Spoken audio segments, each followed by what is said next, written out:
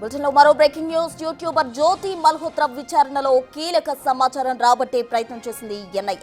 నిన్న 7 గంటల పాటు విచారించిన అధికారులు భారత్కు సంబంధించిన సైనిక స్థావరాలు, సరిహద్దు వివరాలు పాక్ ఐఎస్ఐకు చేరవేసినట్టు గుర్తించారు. జ్యోతి ట్రావెల్ హిస్టరీ సేకరించారు. 2023లో తొలిసారి పాక్ వెళ్లినట్టు తేల్చారు. వైశాఖి పండుగ కోసం పాక్ వెళ్లేందుకు జ్యోతి ప్రయత్నం చేసింది. ఆ సమయంలోనే యాత్ర కోఆర్డినేటర్ హర్కితర్ సింగ్ పాక్ ఎంబసీ అధికారి డానిష్ ను జ్యోతికి పరిచయం చేసినట్టు గుర్తించారు. 2024లో మరోసారి వైశాఖి పండుగ కోసం పాక్ వెళ్లిన జ్యోతి వీసా గడువు ముగిసినా అక్కడే ఉండిపోయింది. గతేడాది ఏప్రిల్ 17 నుంచి మే 25 వరకు పాక్ లో ఉన్నట్టు గుర్తించారు. కోర్ట్ ఆపరేషన్లో భాగంగా పాక్ కు అనుకూలంగా వీడియోలు తీసినట్టు నిర్ధారణకు వచ్చారు ఎన్ఐఏ అధికారులు.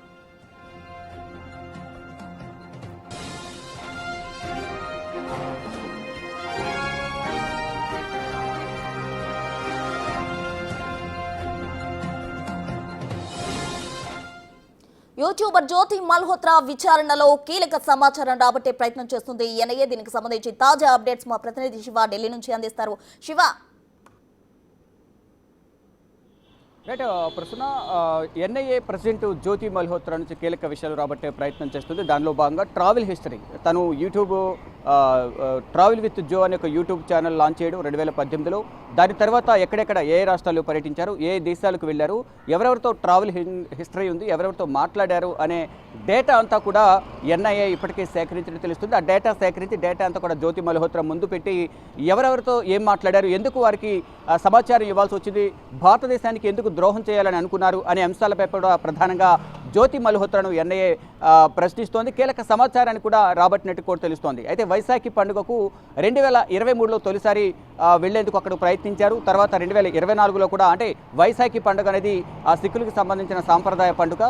పంజాబ్లో ఎక్కువగా దీన్ని నిర్వహిస్తూ ఉంటారు. అక్కడ సిక్కు యాత్రకు సంబంధించిన యాత్ర కోఆర్డినేటర్ హర్కత్ సింగ్ ద్వారా పాకిస్తాన్లో డానిష్ అనే ఐఎస్ఐ ఏజెంట్కు పరిచయం చేశారు. ఆ పరిచయం కాస్త మొత్తం రోజు మాట్లాడుకోవడం, ఇటు భారత్కు సంబంధించిన సైనిక స్థావరాలు కానీ సరిహద్దు ప్రాంతాల సమాచారాన్ని కూడా వివరాలను ఎప్పటికప్పుడు పాకిస్తాన్కు చేరవేయడంలో జ్యోతి మల్హోత్రా కీలకంగా వ్యవహరించారు.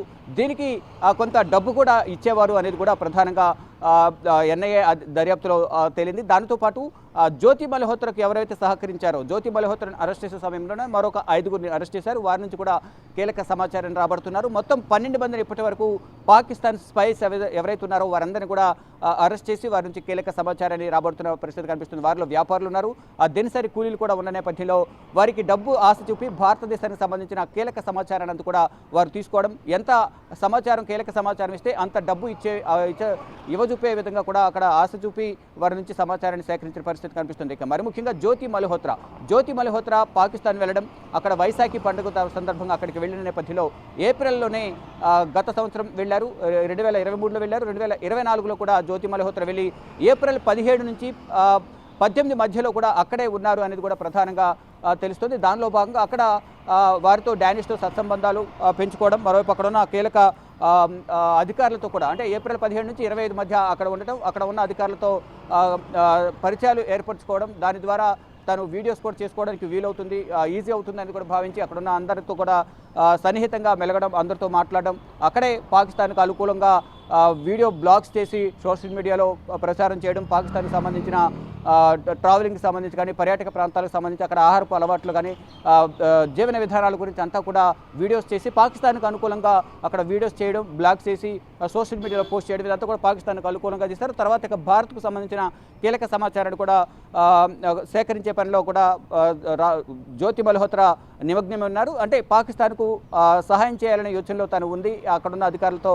సంబంధాలు పెట్టుకోవడం కానీ, వారితో డైలీ మాట్లాడడం, వారి నుంచి కీలక సమాచారం సేకరించడం, ఇక్కడ భారత్కు సంబంధించి పలు ప్రాంతాల్లో పర్యటించి ఇటు పెహల్గాం కానీ ఇటు పూరి ఇతర ప్రాంతాల్లో పర్యటించి భారత్కు సంబంధించిన కీలక సమాచారాన్ని పాకిస్తాన్కి చేరవేస్తున్నారనే అనుమానంతోనే గూఢచర్యం కేసులో హర్యానాలోని హిస్సార్లో హర్యానా పోలీసులు అరెస్ట్ చేశారు. తర్వాత ఇంటికి వెళ్ళి తన తండ్రిని కూడా ప్రశ్నించిన నేపథ్యంలో తన కుమార్తె గురించి ఎక్కడికి వెళ్తుంది, ఏం చేస్తుంది అనేది కూడా తనకు తెలియదు, కేవలం ఢిల్లీ వెళ్తున్నానని మాత్రమే తనకు చెప్పేదని, పాకిస్తాన్ వెళ్ళినట్లు కానీ ఇతర దేశాలు వెళ్ళినట్టు నాకు అసలు తెలియదంటూ కూడా వారి తండ్రి జ్యోతి మల్హోత్రా తండ్రి హరీష్ మల్హోత్రా కూడా తెలియజేశారు. అంటే ఎవరు కూడా స్నేహితులు వచ్చేవారు కాదు, ఇంట్లోనే తను వీడియోస్ చేసుకునేది తప్ప ఎవరు కూడా స్నేహితులు అనేవారు ఎవరి ఇంటికి వచ్చేవారు కాదు. ఇక అరెస్ట్ చేసిన రోజు కూడా వచ్చి తన బట్టలు తీసుకుని వెళ్ళిపోయిందని కూడా జ్యోతి మల్హోత్రా తండ్రి చెప్తూ ఉన్నారు. ఇక పెహల్గాంలో జనవరిలో పర్యటించారని కూడా చెప్తూ ఉన్నారు. జనవరిలో వెళ్ళడం, తర్వాత ఏప్రిల్ 22న అక్కడ ఉగ్రవాదులు దాడులు చేయడం, ఇదంతా కూడా జ్యోతికి తెలుసు. జ్యోతి రెక్కి నిర్వహించి కొంత సమాచారం ఇచ్చిన నేపథ్యంలో వాళ్ళు కూడా ఇక్కడికి వచ్చారు. ఒక అనుమానం అయితే ఎన్ఐఏ వ్యక్తం చేస్తుంది. దానిలో భాగంగా ఆ దిశగా కూడా కొన్ని ప్రశ్నలు అయితే సంధిస్తున్న పరిస్థితి కనిపిస్తుంది. ఇక పెహల్గాంలో దాడి జరిగిన మరుసటి రోజు ఉదయమే జ్యోతి మల్హోత్రాతో ఫోటోలు ఏవైతే సోషల్ మీడియాలో వైరల్ అవుతున్నాయో, ఢిల్లీలోని పాకిస్తాన్ ఎంబసీలో గెడ్డ ఉన్న వ్యక్తి ఎవరైతున్నారో తనకి జ్యోతి మల్హోత్రాకు సత్సంబంధాలు ఉన్నాయి. డానిష్ వాళ్ళిద్దరిని పరిచయం చేసి ఇద్దరు కూడా దీనికి సంబంధించి కోఆర్డినేషన్లో ఉండాలి, పాకిస్తాన్కి సమాచారం ఇచ్చే అంశంలో కానీ ఇటు భారత్లో ఉన్న కీలక విషయాలను ఇద్దరు కూడా షేర్ చేసుకుంటూ పాకిస్తాన్కి చేరవేసే దానిలో భాగంగా డానిష్ అనే ఒక ఐఎస్ఐ ఏజెంటు ఇక్కడ ఢిల్లీలోని పాకిస్తాన్ ఎంబసీలో ఉన్న అలీ హన్సన్ అనే ఒక వ్యక్తిని పరిచయం చేయడం, వారిద్దరూ కలిసి ఉన్న ఇఫ్తార్ విందులో ఢిల్లీ పాకిస్తాన్ ఎంబసీలో ఉన్న ఫోటోలు సోషల్ మీడియాలో వైరల్ అవుతున్నాయి. వారిద్దరికి కూడా సన్నిహిత సంబంధాలు ఉన్నాయని కూడా కొంత సమాచారం ఉన్న నేపథ్యంలో వారిద్దరికి ఉన్న రిలేషన్ సంబంధించి కానీ ఎవరెవరికి భారత్ సంబంధించిన సమాచారాన్ని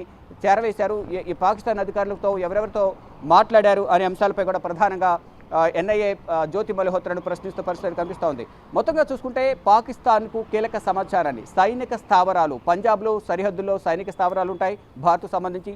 అక్కడ మరోవైపు ఇతర రాష్ట్రాల్లో గుజరాత్, రాజస్థాన్, మొత్తం జమ్మూ కాశ్మీర్కి సంబంధించిన సరిహద్దు ప్రాంతాల్లో మెయిన్ సరిహద్దు సైనిక స్థావరాలు ఏవైతే ఉన్నాయో వాటన్నిటికి సంబంధించి కూడా అక్కడక్కడ స్లీపర్ సెల్స్ని, స్పైస్ని ఏర్పాటు చేసుకుని వారందరి ద్వారా జ్యోతి మల్హోత్రా సమాచారాన్ని సేకరించి పాకిస్తాన్కు చేరవేస్తున్నారనేది ప్రధానంగా ఒక ఆరోపణ ఎదుర్కొంటున్నారు. ఆ ఆరోపణకు తగ్గట్టే కీలక ఆధారాలను కూడా ఎన్ఐఏ కానీ ఇటు హర్యానా పోలీసులు కూడా గుర్తించిన నేపథ్యంలో ఆ దిశలో జ్యోతి మల్హోత్రాను విచారణ కొనసాగిస్తున్నారు. నిన్న సుమారు 7 గంటల పాటు విచారించారు. దీనిలో ట్రావెలింగ్ హిస్టరీ కానీ, ఎప్పుడు పాకిస్తాన్ వెళ్ళారు, ఎక్కడెక్కడ వెళ్ళారు, పూరి ఎందుకు వెళ్ళారు, అక్కడ వెళ్ళిన తర్వాత ఎటువంటి ప్లాన్ చేశారు ఏంటి అనేది కూడా, ఎక్కడెక్కడ రెక్కి నిర్వహించారు, ఇటు పెహల్గాం దాడికి జ్యోతి మల్హోత్రాకు సంబంధం ఉందా లేదా, ఎందుకు పెహల్గాం వెళ్ళారు అనే అంశాలపై కూడా, ఎందుకు పాకిస్తాన్కు సమాచారం ఇవ్వాల్సి వచ్చింది, ఎందుకు సమాచారం ఇస్తున్నారు, వారి నుంచి మీరు ఏమైనా ఆశించారా, ఏమైనా డబ్బులు ఇవ్వజూపారా ఏంటి అని అనేక కోణాల్లో కూడా ఎన్ఐఏ దర్యాప్తు అయితే కొనసాగిస్తోంది. మొత్తంగా చూసుకుంటే పెహల్గాంలో దాడి తర్వాత అక్కడ కొన్ని వీడియోస్ కూడా బయటకు వచ్చాయి జ్యోతి మల్హోత్రాకు సంబంధించి. ఆ వీడియోస్ కానీ మరోవైపు ఇతర కొంత గూఢచర్యం సంబంధించి భారత్కు సంబంధించిన కీలక సమాచారాన్ని పాకిస్తాన్కు చేరవేస్తుంది. అక్కడ ఉన్న ఐఎస్ఐ ఏజెంట్లతో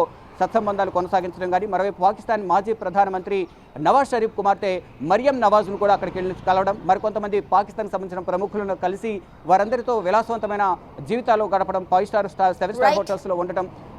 కానీ ఇక్కడ హర్యానాలో మాత్రం ఒక మధ్యతరగతి కుటుంబంలో వారి తండ్రికి మాత్రం ఏమీ తెలియదు, తన కుమార్తె ఎక్కడికి వెళ్తుంది, ఏం చేస్తుంది అనేది నాకు ఇప్పుడు చెప్పలేదు, కేవలం ఢిల్లీ వెళ్తున్నానని మాత్రమే చెప్పింది తప్ప పాకిస్తాన్ వెళ్తున్నట్లు, అక్కడ ఏం చేస్తున్నట్టు కూడా నాకు చెప్పలేదు అనేది కూడా హరీష్ మల్హోత్రా, జ్యోతి మల్హోత్రా తండ్రి చెప్తున్నారు. మొత్తంగా చూసుకుంటే ఇక జ్యోతి మల్హోత్రాతో ఎవరెవరు ట్రావెల్ చేస్తారు, జ్యోతి మల్హోత్రా దగ్గర సేకరించిన డేటా అంతా దాని ఆధారంగా కూడా ఇప్పుడు ఎన్ఐఏ దర్యాప్తు అయితే కొనసాగిస్తూ ఉంది. ప్రస్తుతం